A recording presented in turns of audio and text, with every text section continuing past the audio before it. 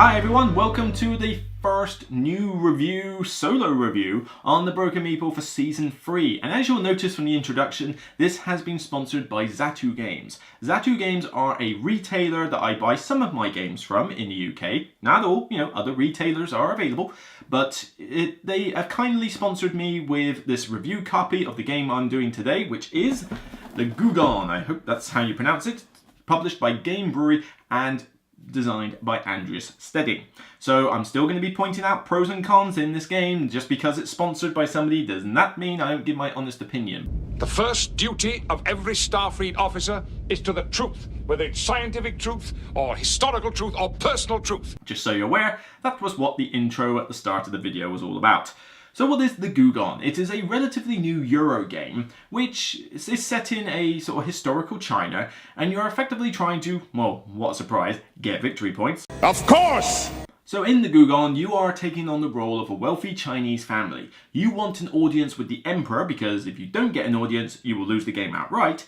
But in doing so, you are going to all these different locations in order to build up your influence throughout China. This can be from anything from helping to construct the Great Wall, collecting jade, going on travels, taking advantage of royal decrees, sailing across the Grand Canal, that kind of thing. And the main mechanic revolves around exchanging gifts. You have a selection of cards available, numbered from 1 to 9, and the locations have a card on them as well. Each location has its own action, but the cards have an action as well. What you're trying to do is that you're exchanging a card from your hand with one that's at the location in order to do what you want to do at the location. But depending on the values exchanged, dictates on how much of that you're able to do. Because if you take a value 7, for example, and only give back a 2, you've got to pay some additional costs in order to do that, because you've basically been stingy with your gift and you've taken something of higher value back. But if you're generous with your gift, so I only take a 2 card but I gave an 8, you get to do more of the actions you want to do without sacrificing anything else. It's an interesting concept and one that I don't see a lot in other Euro games. But basically each round you will have a different selection of cards, and you will have a little resource of servant cubes that you need in order to power various actions, and you'll take it in turns to exchange these cards on the locations, gain victory points, and eventually the one with the most is the winner.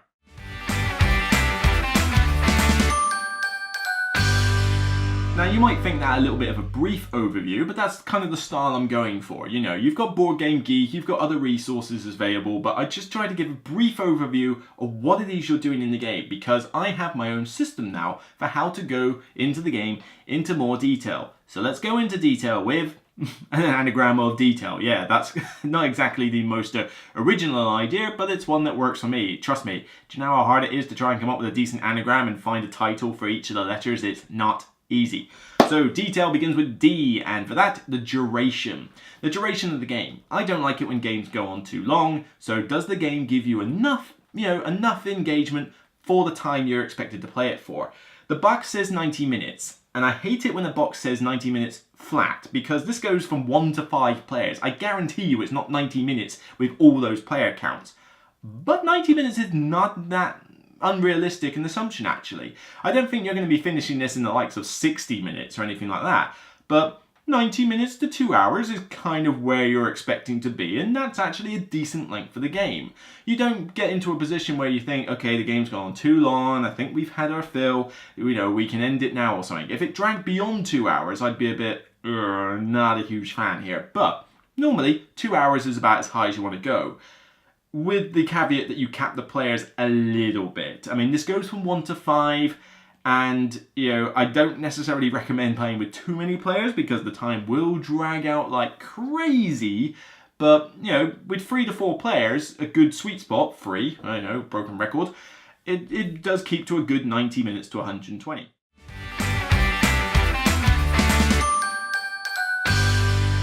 stands for ease of play. Now with ease of play, it's a case of how easy is it to get into the game, I mean, forget about whether it's like, oh my god, I can't, think of what I'm supposed to do on my turn. It's how easy is it to get immersed into it? Not too difficult, actually. The rules here are, pretty well written. It didn't take me long to learn the game, and the whole concept of exchanging the cards doesn't take too long to grasp either. There are some hard elements, though, which are a bit of a barrier to entry. Firstly, knowing what you're supposed to be doing well is going to take a couple of games for you to really learn. Your first game is going to be a learning game, I think, because the learning curve is a little bit high. You're exchanging these cards. Oh, great. Was it worth doing that? Was it worth giving up a value of that with the value of this?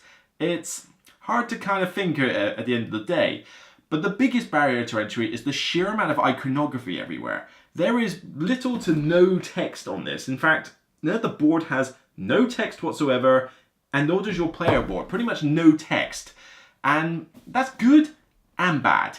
Some people prefer to learn by iconography. I know I do, but there's a lot here that is just peppered with iconography. In fact, your player board, most of it you don't even use. It's mainly just telling you what the turn sequences are and the actions you can do based on iconography. And they're not the most intuitive icons either. So your first game, you are going to be looking at the board, trying to remind yourself, okay, what does that icon do? What does that icon do? What's that icon do? Oh, I can't remember.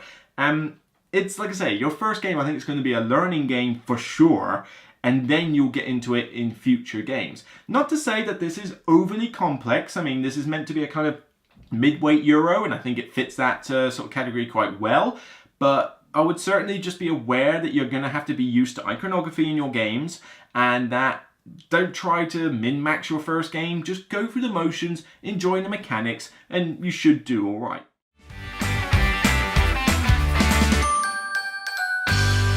E stands for tactics/strategy. Yes, I know, a bit of a cheat, but oh well, my review, I get to do what I like. So, tactics, strategy. Is there a lot of that in this game? You know, is it just a random luck fest? You know, will it keep you engaged? Well, there is a decent amount of tactics and strategy here, no word of a lie.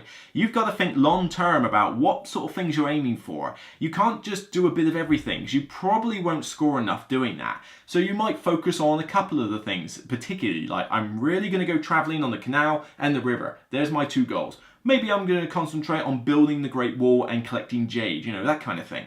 And you know, you've definitely got that long-term strategy, but the tactics can really open up here with those cards, because the board state may change to an extent where you think, well, I don't really want to go to that location because there's an 8 card there. I can't exchange a gift for that. I won't be able to do anything. And oh, okay, he's just gone, and now there's a 3 there. You know, possibilities.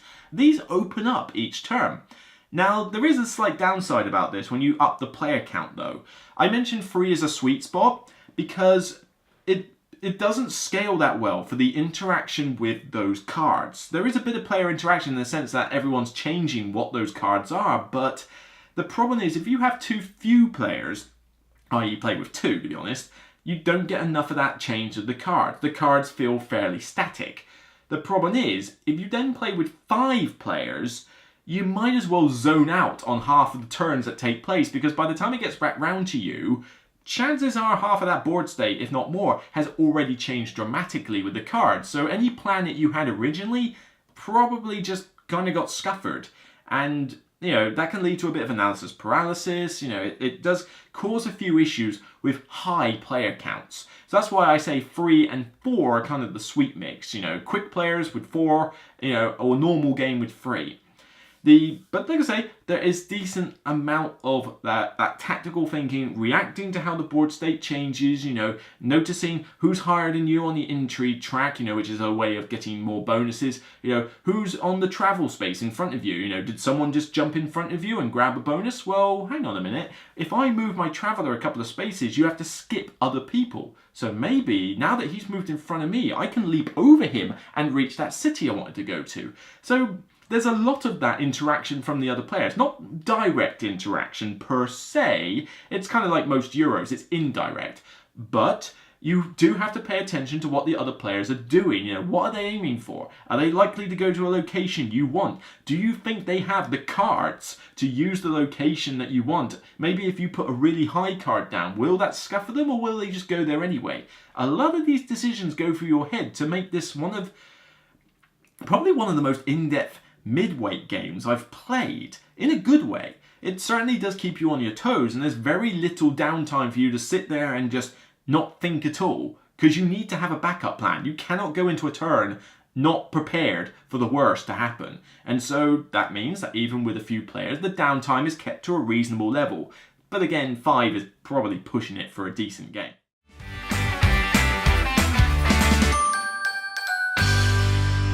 stands for aesthetics. Yes, aesthetics are important, you know. I mean, you're paying, you know, a normal amount of money for this game, actually. Value-wise, it's pretty good, but, you know, you want it to look good for that money. And, well, does the cover not give you an indication? You know, it's a very nice cover. It's a linen finished box, which is, you know, pretty nice and shiny. But nah, all in all, production is pretty good for this, actually. The board artwork's very good. The graphic design, as much as there's a lot of iconography, is still done pretty well.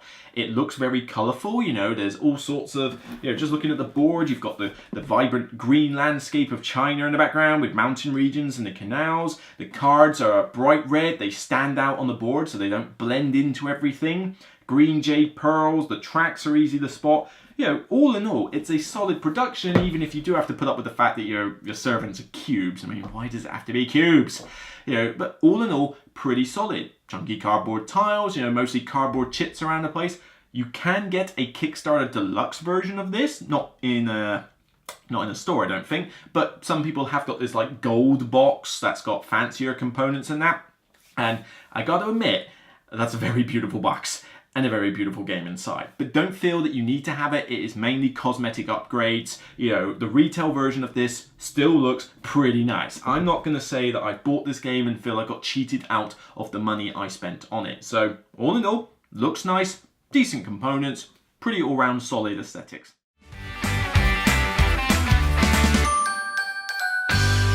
I stands for the integration of theme. You know, how well does the theme come out in the game? How does it portray? Do you feel immersed in it? And I know some of you are thinking, I don't care about theme, rabble. I do. I care about theme, and I know some others out there do. But if you don't like theme, you can always just skip to the next segment.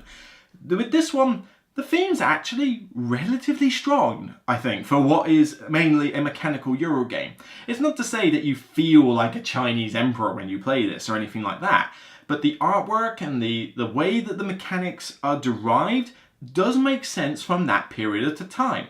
It's all about that gift giving. You know, that is kind of what they did. It was all about the exchange of gifts rather than just straight out money. And I like some of the thematic touches that they have thrown in. One in particular I liked was the rulebook gives an exception to the rule for the exchanging of the gift cards, because normally you want yours to be higher value than the one you take. But there's an exception that you can freely exchange the 1 and the 9. And you think, well, why is that? Why is the 1 suddenly good against the 9? Well, it's because the 1, I believe, was the fruit. It was a fruit gift. And the rulebook actually specifically states that in those days, you know, that fruit, as much as it's not the rarest thing in the world, some fruit was exotic enough that some people just were willing to give more than they needed to just to be the ones to say, I've got this fruit at my dinner, you know, look at me, I've got mangoes or something, I don't know, whatever fruit was around that time.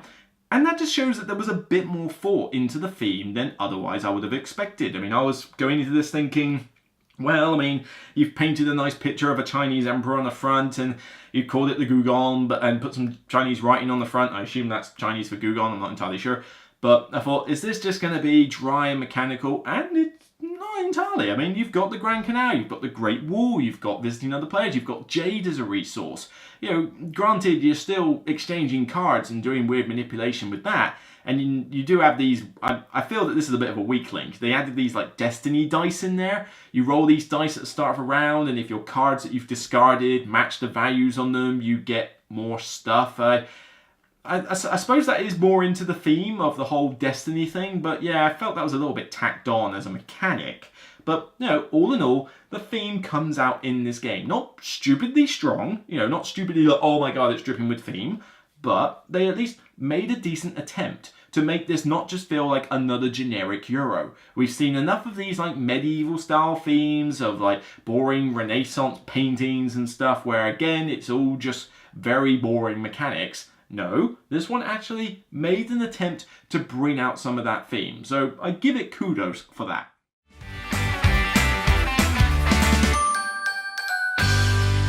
Finally, L stands for the longevity, or the replay value, to put it in another phrase. Longevity is like, how often am I going to bring this back to the table? You know, will it stand the test of time? And of course, it's hard to do that when I've only just got the game. You know, talk to me in a year maybe. But I think there's enough tactics and strategy that's going to make people want to come back for more. but there is a decent amount of replay value in the decree tokens that you get and the traveller bonuses. The traveller bonuses, I don't think you use them all, but if you do, they're still randomised on the board, so they create different situations for those who want to go out travelling. But on top of that, the decree tiles, the ones that give bonuses, like, special abilities during the game, but also give victory points, there's a lot of them, and I don't think you use every single one of them either. So more decrees, different decrees happening each game, will basically, increase the replay value for that. And if they want to expand the game, all they'll need to do is just add some more decree tiles, add some more bonus tiles, and everything will be hunky-dory. So it does do a good job of that. Certainly, that's kind of the only thing that really changes though. I mean, the cards are all the same, you use every single card, the locations are still the same, the way that you play the game is still effectively the same. So the only sense of replay value you're getting is mainly the variation aspect, is just the decree tiles and the bonus tiles. But I think that there's a decent amount of depth and strategy in this game that I think you're going to want to revisit it every now and again, because like I say, your first game is going to be a learning game. You're not going to be doing that phenomenally well in your first game without some bit of luck involved. But you'll want to come back to it and think, well, what can I do differently? What if I tried the Great Wall more often? What if I tried travelling more often? There's a different amount of paths to victory, and I feel that's going to impress a lot of people. I did mention a little bit about the Palace of Purity, where you have to get to the far end of this palace track in order to not lose the game outright. Don't read too much into that, because yes, you have to do it, otherwise you lose. I've yet to see anyone lose by that. You can easily get to the end of that track. It's just a case of whether you'll get to the end first and have more points as a result. That's the only risk that track has. I've never seen anybody lose outright to it. I think that if you lose outright by not reaching the end of that track, you've been playing pretty badly, or people just blocked you like crazy and it didn't go your way, because there's loads of different ways you can advance on it. And that's a shame. I would have liked, and to up the replay value a bit, I would have liked for that to have been more of a factor. I mean, Cleopatra and the Society of Architects behind me, fantastic corruption mechanic. Have the most corruption at the end, you lose outright, and you're not entirely sure if you have the most or not at any one time. So, that would have been great in this, and I thought I was going to get that, but sadly not, and that's a slight letdown, but it's a minor quibble. It doesn't detract from the rest of the game, which is an overall solid game. And if you're like me and enjoy a good solo game every now and again, there is a solo mode in this as well, which is decent. I mean, it's not the best solo mode ever, it's fairly normal, what you would expect, but again, putting a solo mode in a Euro game means that you have a means of playing it, even if you can't get a group together, and that's always a good thing. So overall, I really quite like this game. It's something, it feels different from a lot of other Euro games. This mechanic of exchanging the gifts and the cards, it just opens up a lot of opportunities, a lot of different paths, and a lot of different tactics. The gameplay feels fluid. You can't just simply go, right, well, I know I'm going to do this next turn, and this next turn. No, because the cards will change. Your hand will change different rounds. The location bonus tiles might get scooped up, and the intrigue track positions, the Great Wall might get finished earlier than you expected. You have to pay attention to other players, and you can't just stick to one rigid goal the entire game. And that sort of thing pulls me into a Euro. I like it when the tactics sort of confuse the game a little bit. Like, I had a game plan, but now I got to look out at these opportunities, and it's like, ooh, that could be good, that could be juicy, maybe I could do that instead. Ooh, plotting. And that stuff really gets me going for a Euro game. I have played better Euro games in terms of, there are some like Caverna and that where you have a lot of options and there's a bit of tactics and strategy involved in, those ones I kind of prefer. But overall, Gùgōng is a solid package. Main quibbles, lots of iconography, just a bit hard to sort of get your head around the first game, and I do wish that whole thing about losing the game outright was a bit more of a factor in this game. I don't think it's quite as prominent as it really needed to be, and considering how little of a price difference there was between the normal and the deluxe version from the Kickstarter, why didn't they just make them all that level of production quality? I don't get why you had to go to that level. But again, it's mainly just cosmetic, and aesthetically, the game is still pretty beautiful. So overall, Gùgōng, pretty solid. For me, I give it about an 8, a comfortable 8. I'm going to hang on to this game. It's going to sit in my collection. In fact, now that I've just moved my Dominion collection to a big box, I now have a space on my shelf right there, where this is gonna go. Here you go, Gùgōng. Into the shelf you go. So, solid, decent Euro from Game Brewery. Check it out, the Gùgōng. That's it from me. I'll see you on the next review, whether it's sponsored by Asmodee, Zatu Games, or just one of my own. Remember, as always though, always remember this key phrase. It's only a game. Take care, and I'll see you next time.